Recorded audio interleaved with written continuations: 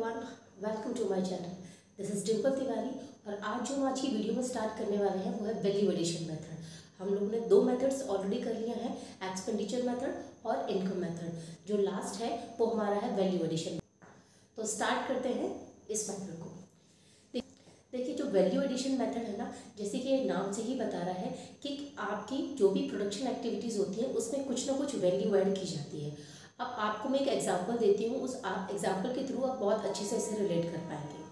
Suppose it's an hypothetical example. एक लड़की है जिसका नाम है क्रांति। वो बहुत ही बिजनेस माइंडेड पर्सन है, तो उसका मन होता है कि वो बिज़नेस करे। वो अपने पेरेंट्स से बात करती है कि उसे बिज़नेस के लिए पैसे चाहिए, लेकिन उसके पेरेंट्स बिज़नेस को लेकर थोड़ा सा डरे हुए होते हैं। वो ये कहते हैं कि नहीं, बिज़नेस करने के लिए हम आपको पैसे बिल्कुल नहीं देंगे। तो कई दिन तक इसमें आर्गुमेंट चलती है, लेकिन क्योंकि उस लड़की को बिज़नेस करने का बहुत ज़्यादा शौक होता है, वो एक दिन घर से निकल जाती है। और घर से निकल के जाती है तो वो चलते चलते बहुत दूर तक पहुंच जाती है। ऐसे जाते जाते तो वो एक किसी फॉरेस्ट एरिया के थ्रू जा रही होती है। थक जाती है तो वहाँ पर कहीं बैठ जाती है और वो ये सोचती है कि मैं किस तरीके से बिज़नेस को बना सकती हूँ, लेकिन बिज़नेस बनाने के लिए मुझे पैसा चाहिए। अभी तो फिलहाल मुझे इतना पैसा चाहिए कि मैं अपने खाने पीने के लिए अरेंज कर पाऊँ। तो वो क्या करती है, वहाँ पर ही जब ये बातें सोच रही होती है, उसे एक पेड़ दिखाई देता है जहाँ पर बहुत सारी क्या बोलते हैं, क्या करती है, एक फॉरेस्ट एरिया से वुड को कलेक्ट करती है। जो सूखी लकड़ियाँ थी उन्हें कलेक्ट करती है और कलेक्ट करके वो लेके जाती है पास ही के गाँव में, और वहाँ पर जाकर एक किसी विलेज मैन को बेच देती है वो 700 रुपये में। उस ड्राई वुड की कॉस्ट उसके लिए कुछ नहीं थी, क्योंकि उसे वो फ्री में मिली थी। उसे अपना माइंड उसने यूज़ किया कि कैसे उसे कलेक्ट करना चाहिए, और उसे वो लेकर जाती है गाँव में और एक आदमी को बेच देती है 700 रुपये का। अब वो विलेज में क्या करता है, विलेज में जाता है शहर में और जाके किसी मैन्युफैक्चरर को 1000 रुपये में वो बेच देता है।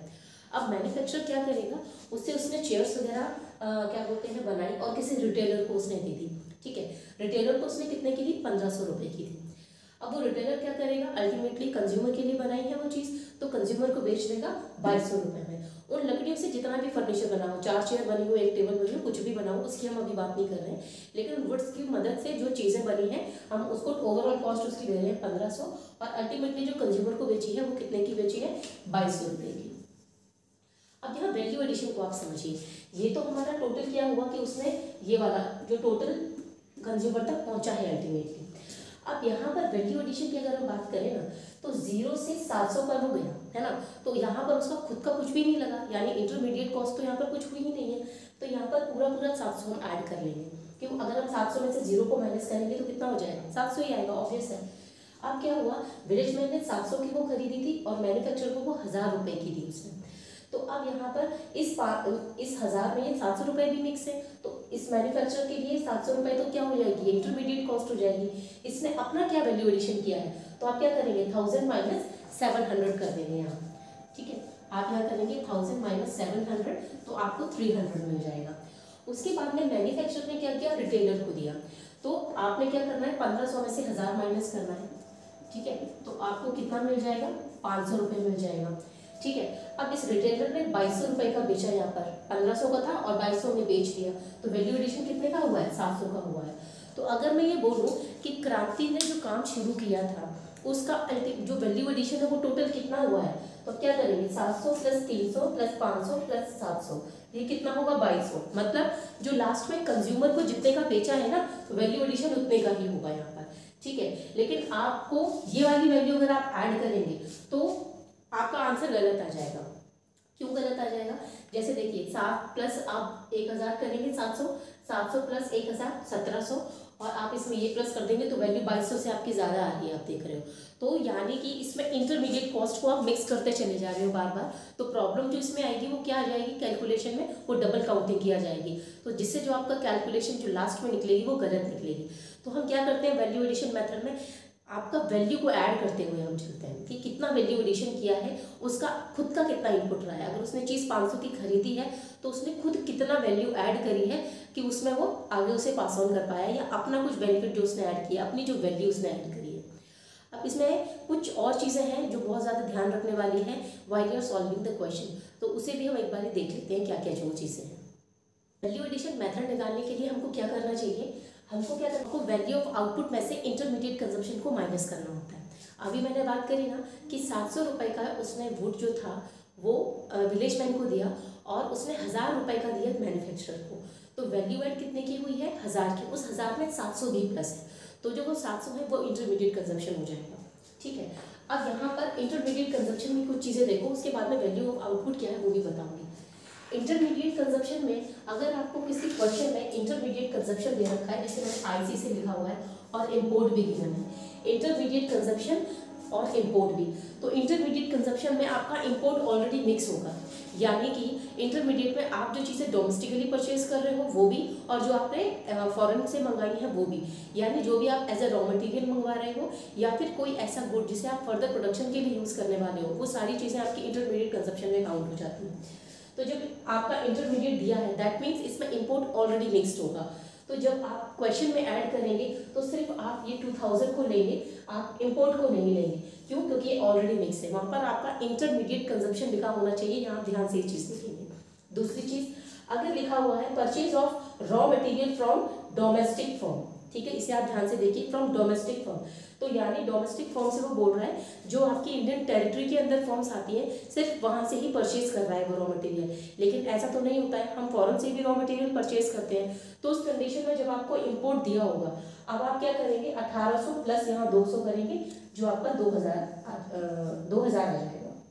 ठीक है, बट अगर purchase of raw material from, ये डोमेस्टिक आपका ना दिया हो, फ्रॉम फर्म, और तब आपका इंपोर्ट दिया होगा, तब उस कंडीशन में आप इंपोर्ट को ऐड नहीं करेंगे, सिर्फ 1800 को ही आप यहाँ पर ऐड करेंगे। क्लियर? तो जब भी क्वेश्चन सॉल्व करना है तो ये वर्ड हमेशा ध्यान देना है कि वो क्या डोमेस्टिक फर्म की बात कर रहा है, अगर डोमेस्टिक फर्म की कर रहा है तो आप ऐड करेंगे इंपोर्ट को, और अगर सिंपल आपकी वो कह रहा है कि फर्म की रॉ मटेरियल को उसने ऐड किया हुआ है, दैट मीन्स उसने इंपोर्ट को भी ऐड किया, डोमेस्टिक फर्म से जो उसने रॉ मटेरियल लिया है उसको भी उसने ऐड किया हुआ है। तो अब है कि वैल्यू ऑफ आउटपुट को किस तरीके से निकाला जाएगा। Value addition, value of output minus intermediate consumption. Intermediate consumption के बारे में आप पढ़ चुके हो, आपको मैंने बता दिया।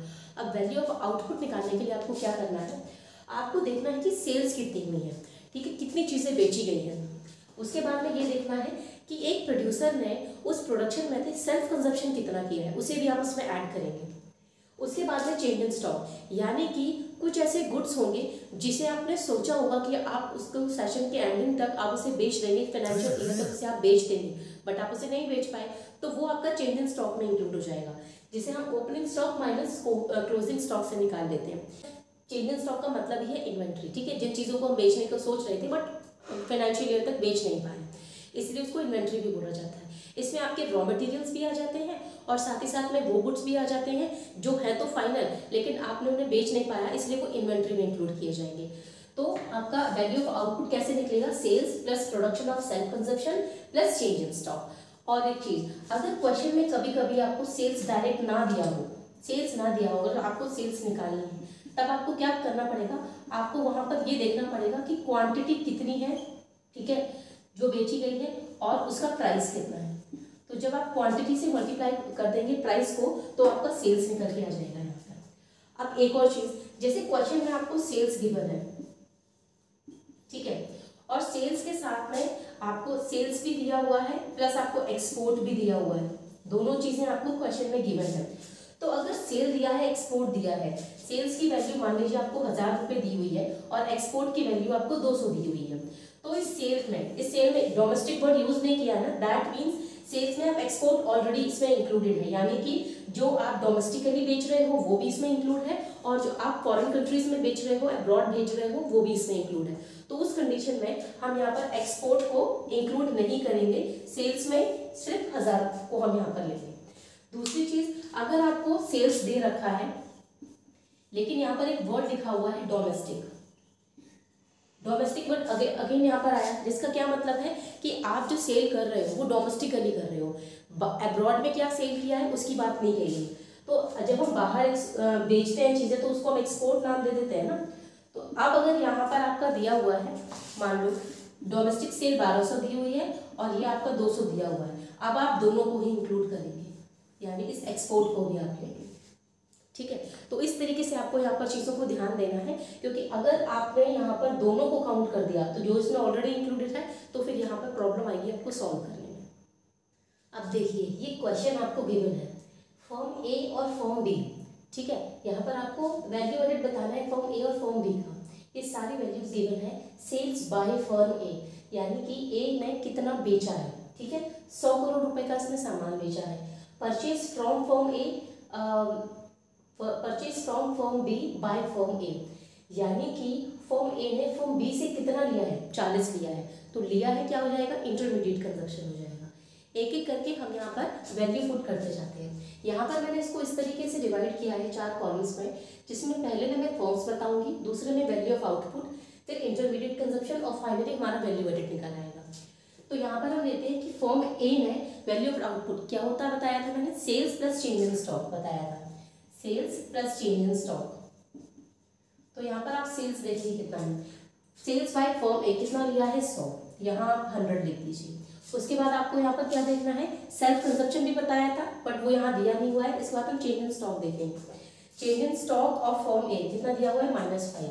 वैसे आपको प्लस करना चाहिए था, लेकिन वैल्यू माइनस में क्योंकि दी हुई है इसलिए आप इसे क्या करेंगे, माइनस कर देंगे। तो यहाँ पर कितना आ जाएगा आपका 95 आ जाएगा। अब वो बोल रहा है कि purchase from firm A by firm B, तो यानी कि फर्म बी ने फर्म ए से कितना लिया है, तो ये लेने वाला क्या हो जाएगा, ये आपका 60 हो जाएगा, ठीक है।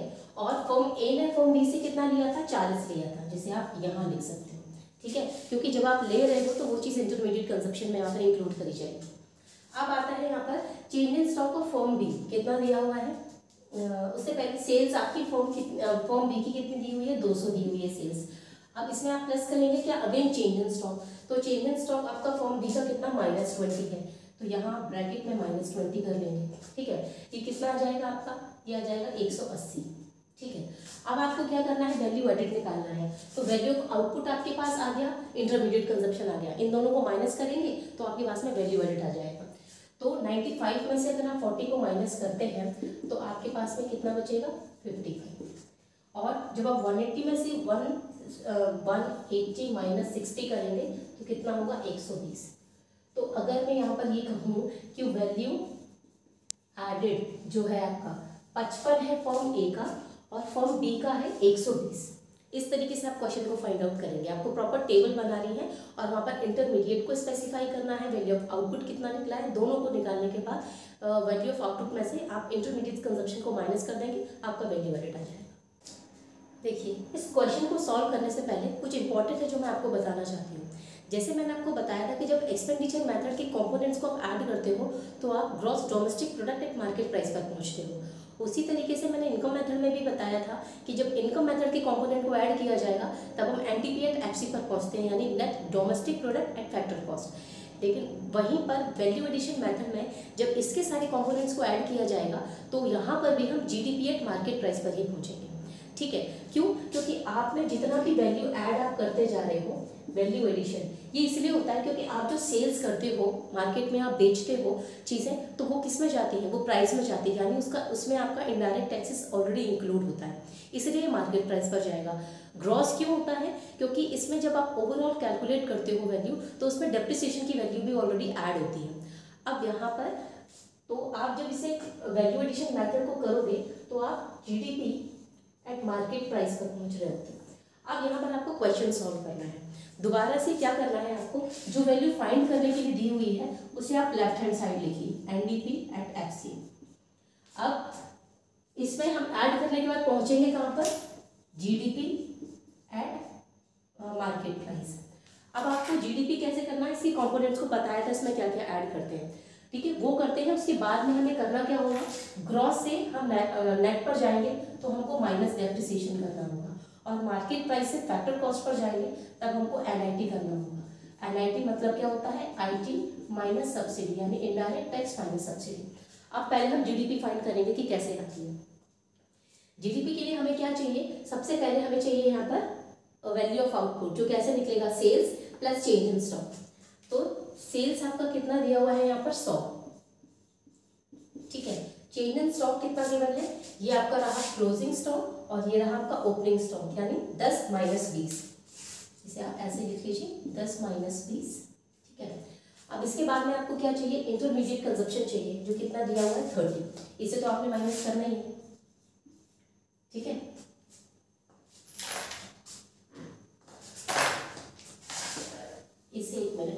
पहले मैं ये लिख देती हूँ कि आप क्या क्या इसमें ऐड करेंगे तो आपको ज़्यादा इजी रहेगा।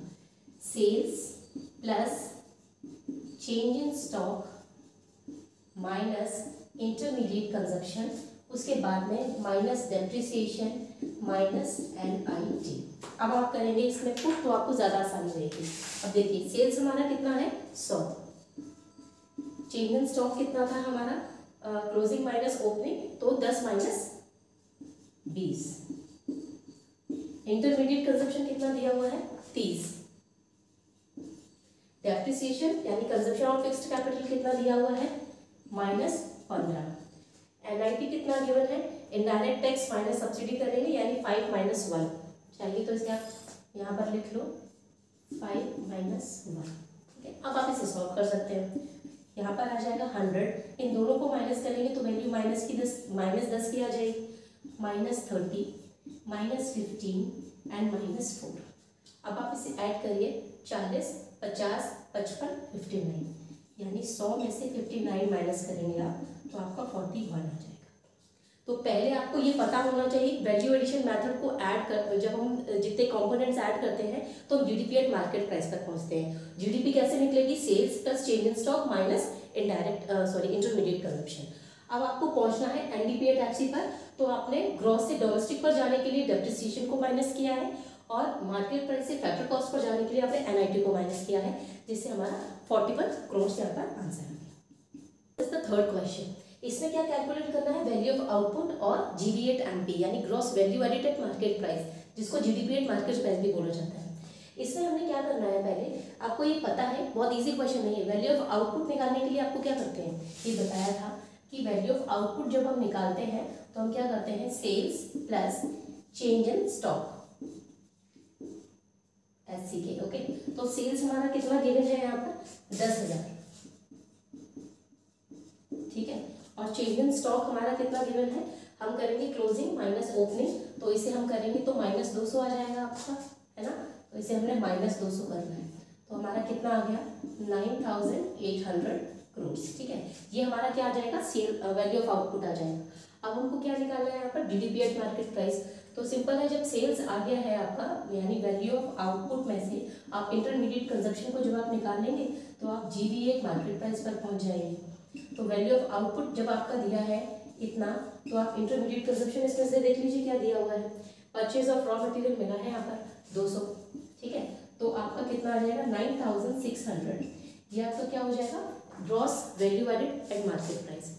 ये 3 अलग अलग तरीके के क्वेश्चन मैंने आपको बताए हैं। अब मुझे लगता है कि आप बाकी सारे मेथड्स को बहुत आसानी से कर पाएंगे, तो आप सारे खुद से प्रैक्टिस करिए इन क्वेश्चंस को और अपने फ्रेंड्स के साथ भी शेयर करिए ये सारी चीज़ें जो मैंने ये क्वेश्चंस करवाए हैं। Till then thank you so much.